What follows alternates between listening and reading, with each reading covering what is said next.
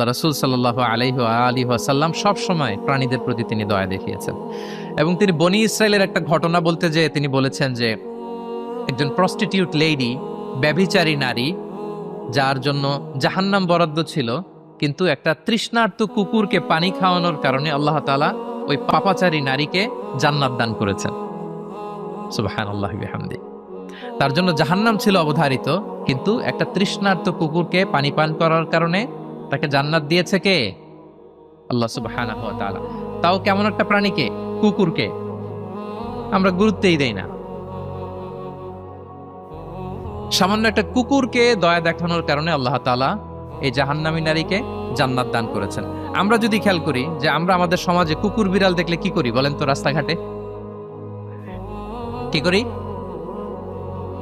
দেখি অডিয়েন্সের কাছ থেকে আমি একটু শুনি। কি করি আমরা? তাড়িয়ে দেয়। আর কি করি? ঢিল ছুরি। আর কেউ কেউ খাবার দেয়। মাশাআল্লাহ, এই তো, এটাই তো প্রিয় নবীজির সুন্নাহ, আমরা খাবার দিব। এক্স্যাক্টলি। কিন্তু আমি জানি না কেন যেন বাংলাদেশে কুকুর দেখলে, বিড়াল দেখলে কি করে? তাড়ায় দেয়, ঢিল ছোড়ে, লাথি মারে। এরকম করে না অনেক সময়? অপ্রয়োজনে, কোনো প্রয়োজন নেই এটা করে। এবং সবচেয়ে মজার ব্যাপার হচ্ছে মাঝে মাঝে দেখা যায় যে জোড়া লাগা কুকুর যদি দেখা যায়, যে একসাথে দুটো কুকুর, তাদের প্রজননের কারণে তাদের একটা বিশেষ ঋতুতে, বিশেষ সময়ে তাদেরকে এটা করতে হয়। এক অদ্ভুত কারণে মানুষ মানে ক্ষিপ্ত হয়ে ওঠে তাদের প্রতি।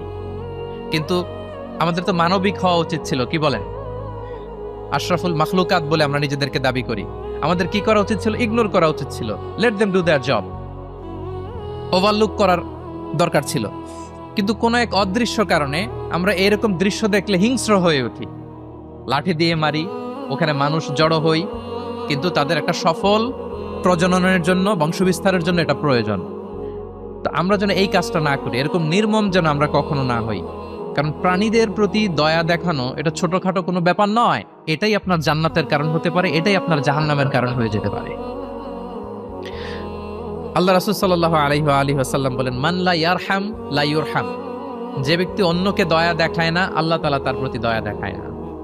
ইরহাম মান ফিল আরদ ইয়ারহামুকুম মান ফিস সামা। এই দুনিয়াতে যারা আছে তোমরা তাদের প্রতি দয়া দেখাও, যিনি আকাশে আছেন তিনি তোমাদের প্রতি দয়া দেখাবেন। তাহলে এই জমিনে কি শুধু আমরাই থাকি নাকি? না পশু পাখি প্রাণী এগুলোও থাকে? এদের প্রতিও যদি আমরা দয়াদ্র হই, মমতা দেখাই, করুণা দেখাই, আমাদের প্রতিও দয়া দেখাবে কে? এবার আওয়াজ করে বলুন তো, আমরা আল্লাহর দয়া পেতে চাই কি চাই না? সবাই চাই। তাহলে প্রাণীদের প্রতি কখনো আমরা যেন নির্মম না হই, অমানবিক না হই, আমরা যেন মানবিক হই। আমরা অনেক উন্নত দেশে দেখি যে হাইওয়েতে একটা সাপ যাচ্ছে, এই সাপ দেখে একটা গাড়ি থেমে গিয়েছে, স্টপ। তার পেছনে পেছনে শত শত গাড়ি স্টপ। তারা বন বিভাগকে নক দেয়, স্থানীয় পুলিশকে ফোন দেয়, তারা এসে সাপটাকে উদ্ধার করে, এরপরে গাড়িগুলো চলতে শুরু করে। একটা ভিডিও ক্লিপস আমি এমনও দেখেছি যে একটা হাঁস তার বাচ্চাগুলোকে নিয়ে হাইওয়ে পার হচ্ছে। হাঁস তো খুব আস্তে আস্তে হাঁটে, একেবারে পিপিলিকার মতো একটু একটু করে হাঁসের বাচ্চাগুলো যাচ্ছে। শত শত গাড়ি at the middle of the highway stop. আল্লাহু আকবার। কিন্তু বাংলাদেশে দেখবেন যে রাস্তা দিয়ে সাপ যায় না, কুকুর যায় না, বিড়াল যায়, কোনো কেয়ার নাই, একেবারে ড্যাম কেয়ার। যে প্রাণীদের প্রতি দয়া দেখায় না, আল্লাহ তাআলা তার প্রতি দয়া দেখান না। তাহলে প্রিয় নবীজি প্রাণীদের প্রতি কতটা দয়াদ্র ছিলেন, মমতাময় ছিলেন, এটা সবার কাছে ক্লিয়ার।